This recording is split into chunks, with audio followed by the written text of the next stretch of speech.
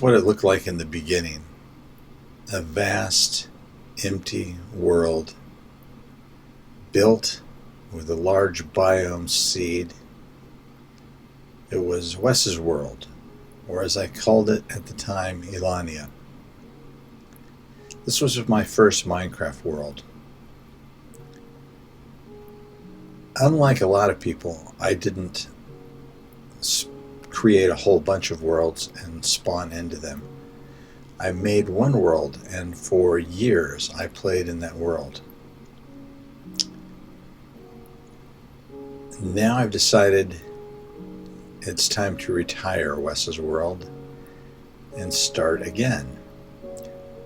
The reason for this is the new generation system that's going to build mountains in 1.17 of Minecraft. Even though, as you can see, there were some impressive mountains right here in this world. When I started, I didn't know anything about Minecraft.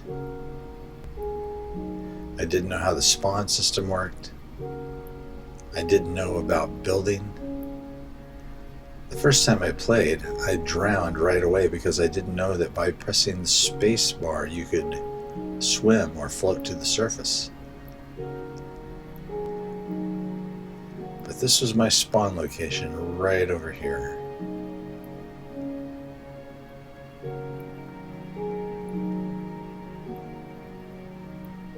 And this was my world for more than 3 years, beginning in July of 2017. Now, I thought I would take a tour of this world and show you all the wonders and all the mistakes and all the things that make it a first Minecraft world. Anyway, I settled right here. Now, this wasn't the house that was here. I built a really boxy 2-story little structure. It looked more like a fort. A long time later, I came back and built this in the same spot. This was my first farm right here. This was my first ever redstone creation. This was my first nether portal I ever made. We're going to go back here. These came much later, within the last year. A fish store. I made this fish many times. A smelter. I've changed and added an elevated minecart track. In the beginning, I put minecarts at the ground level.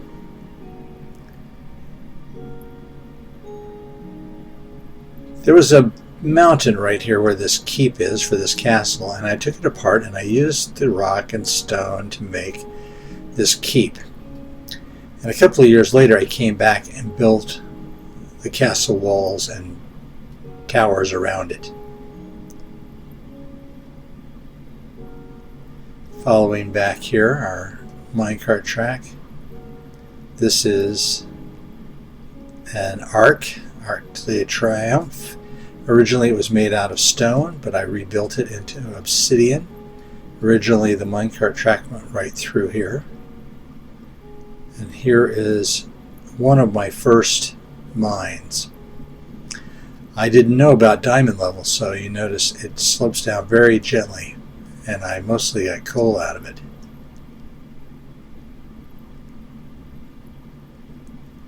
As I say, this minecart track is relatively new. When I came back to play after 1.14 came out, I tore out the old walkway that was here and built this new minecart system. Here's a piece of the old walkway, as well as one of the little houses that I had built in locations around the world. There was another mine in the back here. This one actually going fairly deep. Minecart station was built fairly new. And then we continue on. We're heading east, and I didn't travel much farther than this.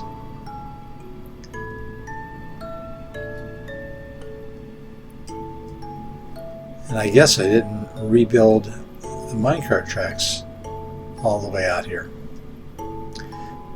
That's the great thing about these large biome worlds, is you have these endless biomes. Look at all this birch forest that just goes on and on forever, it seems like. Right here was a tower. It was very blocky, made of cobblestone. It looked terrible. I took it down when I was planning to continue this world.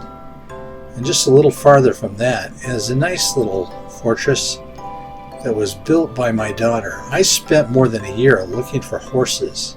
My daughter logged on to my game in land mode and found me some horses and left them here for me to pick up.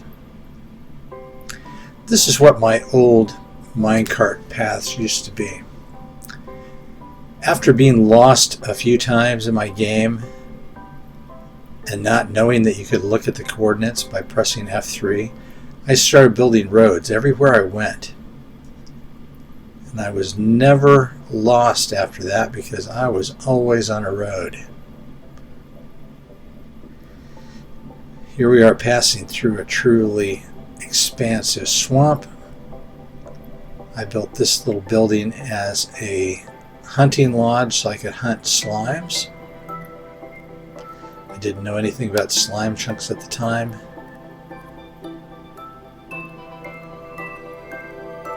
Here's some stairs so I could go up to the minecart track road. And in addition to it being for minecarts, it can be ridden on by a horse. And that was my goal of going all the way out here.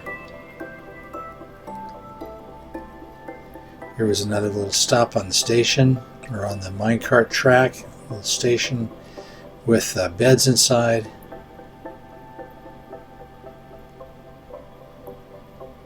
And you have this mountain plateau that goes on and on before you finally get to this plains.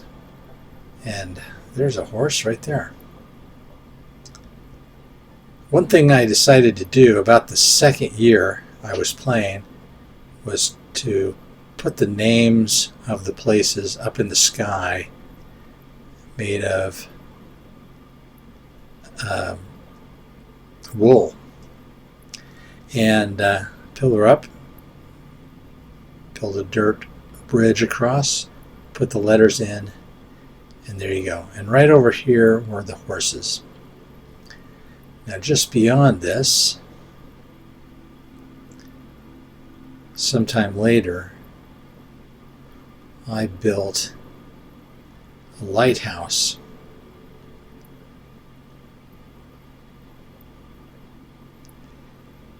It was a long time before I found an ocean in this game because of the large biomes.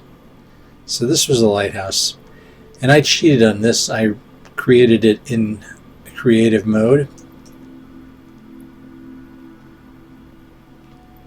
And there is a portal there. And inside the lighthouse is all lit up with glowstone. I never did much with the nether other than build minecart tracks like I did in the real world. And when the nether update came along, I reset the nether. So there's basically nothing in there now. I was planning to continue and build from scratch in the nether, but that's not going to happen now. Let's travel back from where we came back to the spawn area. Okay, we're back at Crossroads, the original homestead. This direction is one that I never went very far in, but this was where my first road was built. It wasn't this mixed pathway that it is now. It was completely cobblestone, and these lights were a later addition. Heading south here was the shortest distance that I ever explored. Most of my game, especially the first year I was playing Minecraft, was all about exploring the land. Here was a little cottage, and then right up at the top of here was a scenic lookout, and that is as far south as I ever traveled. Going back the other way, on the left you can see the spawn cottage.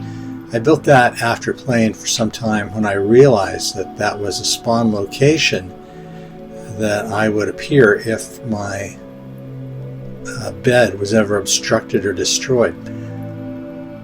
I didn't know back then that you could reset your spawn location.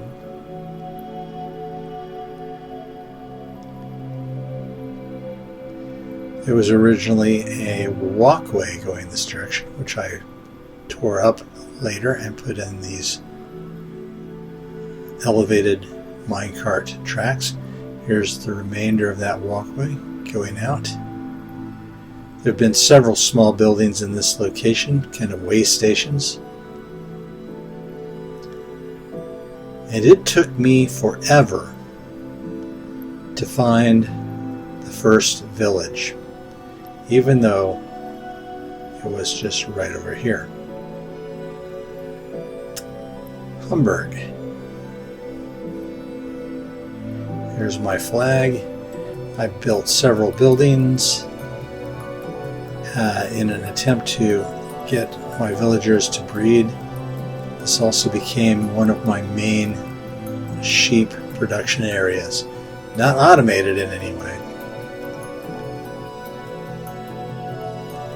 Heading back this way, I also had a pathway through the forest.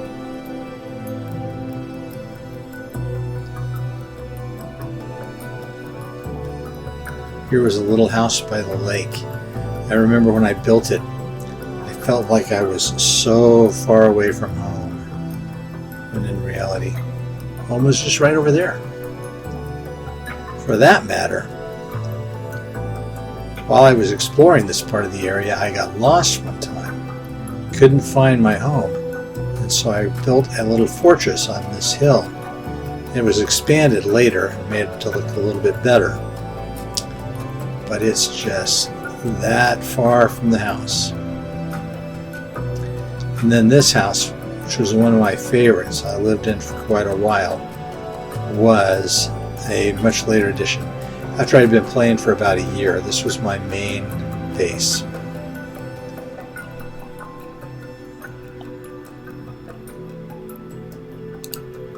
Lots of dogs, a living room, a bedroom, and then down below I had a small but very functional storage room. Originally it was less compact because the chests were not laid end on end or side by side like they are now. In the barn I have the old AFK fish farm, no longer functioning. And these tree farms, of course, were a later addition as well. The balloon was added very late, although this little boxy building at the top of the stairs has been here for a long time. I added the balloon later to make it look good. And I really like the balloon. So, from Hamburg, we're going to follow the minecart path through the forest. I didn't know anything about tools that would let you see where you were going to go. I was just exploring and building the road as I went. I felt safe on my road, and as soon as I fell off my road, I felt afraid. And whenever I got suitably distant, I would build a little house to stay in as a base. Getting further and further away from home.